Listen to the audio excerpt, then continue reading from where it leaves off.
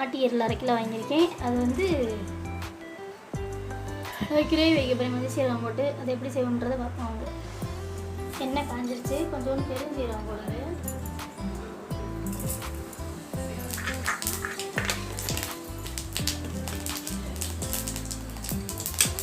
நான் 3 சின்ன வெங்காயம் எடுத்துருக்கேன். நீங்கள் 3 சின்ன வெங்காயம் எடுத்துக்கோங்க.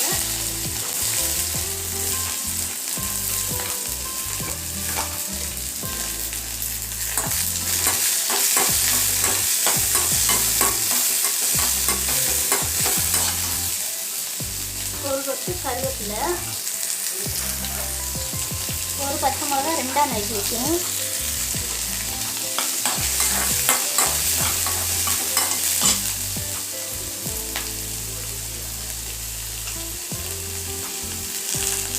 வெங்காயம் வச்சு கொஞ்சோண்டு உப்பு.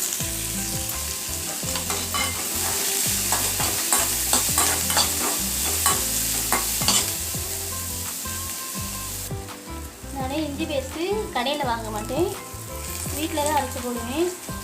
நானும் வீட்டில் அரைச்சி இஞ்சி பேஸ்ட்டு போட்டிருக்கேன். பாருங்கள், நல்லா வதக்கிட்டு இஞ்சி பேஸ்ட் பச்சை வாசம் போகி வதக்குங்க. வதக்கிட்டு தக்காளி போடுங்க.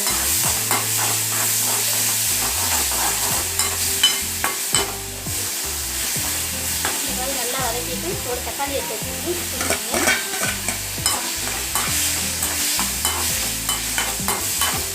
அந்த ஈரலுக்கு நல்லா இருக்கும். இஞ்சி பேஸ்ட் எவ்வளோ போடுறோமோ டேஸ்ட் கிடைக்கும்.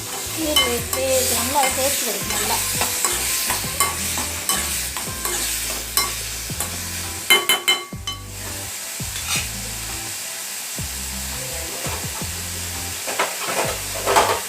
ஒரு 5 நிமிஷம் மூடி வைப்போம். 5 நிமிஷம் ஆயிடுச்சு. ஓப்பன் பண்ணி பார்ப்போம். பாருங்கள், எண்ணெயெல்லாம் நல்லா பிரிஞ்சு வந்துடுச்சு. இப்படி நல்லா வதங்கிடுச்சுன்னு வைப்போம். நல்லா தக்காளி மட்டும் மசிச்சு விட்ருங்க. தக்காளி நல்லா வதக்கிறது அதில் டேஸ்ட்டு.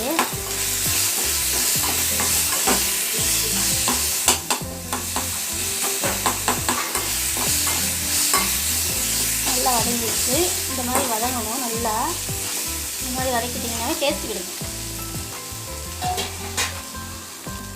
பாருங்கள், 1/2 கிலோ ஈரல். இந்த 1/2 கிலோ ஈரலுமே தண்ணி இருக்கும் அடியில். அந்த தண்ணியை போட்டுறாதீங்க, ஒரு மாதிரி வடை அடிக்கும். ஈரலை மட்டும் எடுத்து போடுங்க. நல்லா மஞ்சள் பொடி உப்பெல்லாம் போட்டு கழுவிட்டு வச்சுருக்கோம்.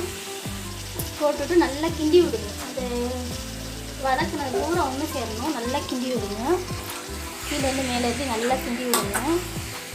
கிண்டி விட்டு ஒரு 5 நிமிஷம் மூடி வைங்க. மூடி வச்சிங்கனாவே அந்த சூட்லேயே நல்லா வெந்துடும்.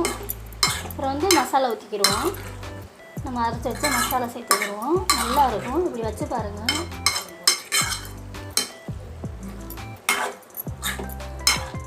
இதே வந்து ஒரு 5 நிமிஷம் தட்டு போட்டு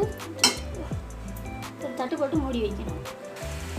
நல்லா கிண்டிட்டு ஒரு 5 நிமிஷம் தட்டை போட்டு மூடி வைங்க. ஒரு 5 நிமிஷம் ஆகட்டும். வாங்க, 5 நிமிஷம் ஆச்சு. எடுத்து பார்ப்போம். இதை பாருங்கள், ஓரளவுக்கு தண்ணியில் பிடிச்சி வந்துருக்கு பாருங்கள். இந்த அளவுக்கு வந்ததுக்கப்புறம் நல்லா அரைச்சி வச்ச பேஸ்ட்டை போட்டோம்னா வெந்துடும். எல்லாம் சேர்ந்து இஞ்சி பேஸ்ட்டு போட்டிருக்கோம், அரைச்சதை போட்டிருக்கோம்.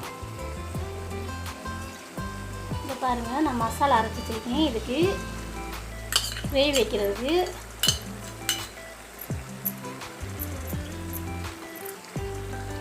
இது அந்த மசாலா கிரேவியோட தண்ணி நல்லா சேர்த்துக்கோங்க. நம்ம ஏற்கனவே உப்பு போட்டிருக்கோம். உப்பு நீ போட வேண்டாம். இந்த தண்ணியிலே வேக வைங்க, சரியாக போயிடும். இதுலேயே கரெக்டாகிடும். நல்லா ஒரு தாப்பில் கிண்டி விடுங்க எல்லாத்தையும். இது வேக வேக ஈரல் நல்லா சின்னதாயிரும், சுருங்கிடும். நல்லா சின்னதாகிடுச்சு. அந்த இது பூரா தண்ணி பூரா வெளியில் வந்து ஈரல் வந்து குட்டி ஆயிரும். அது வந்து அப்படியே சத்த மூடி மட்டும் வச்சுருங்க. சின்ன பிள்ளைகளுக்கு ரொம்ப நல்லது இப்படி வச்சு கொடுத்தீங்கன்னா. ஈரல் வச்சு கொடுத்தா அப்படியே இருக்கட்டும். ஒரு 5 நிமிஷம் கொதிக்கட்டும். கொதிச்சதுக்கப்புறம் பார்ப்போம். அங்கே நம்ம ஈரல் கூட்டு எப்படி இருக்குன்றதை பார்ப்போம். ஓப்பன் பண்ணி பாருங்கள். நல்லா எண்ணெயெல்லாம் பிரிஞ்சு வந்துருச்சு. நம்ம தாளிச்சிட்டது பூரா இந்த மாதிரி பிரிஞ்சு வந்ததுக்கப்புறம் ஆட்டு ஈரல் கூட்டு வச்சுருக்கேன் பாருங்கள். மஞ்சள் சீரகம் போட்டு இந்த மாதிரி செஞ்சு பாருங்கள். பார்த்து செஞ்சு பார்த்துட்டு சுட சுட சாதம் வச்சு லைட்டாக வச்சு பிள்ளைகளுக்கு சூடாக ஊட்டி விடுங்க. ஊட்டி விட்டிங்கன்னா குடல் புண்ணெலாம் சீக்கிரமாகவே ஆறிடும். பாருங்கள், பிடிச்சிருந்தா லைக் பண்ணுங்கள், கமெண்ட் பண்ணுங்கள், ஷேர் பண்ணுங்கள். நீங்கள் எப்படி செய்வீங்கன்னு எனக்கு சொல்லுங்கள். நான் வச்சுருக்கேன்னு எப்படி இருக்குன்னு எனக்கு சொல்லுங்கள். பிடிச்சிருந்தா லைக் பண்ணுங்கள். தங்கச்சிக்கு ஒரு லைக் தட்டி விடுங்க.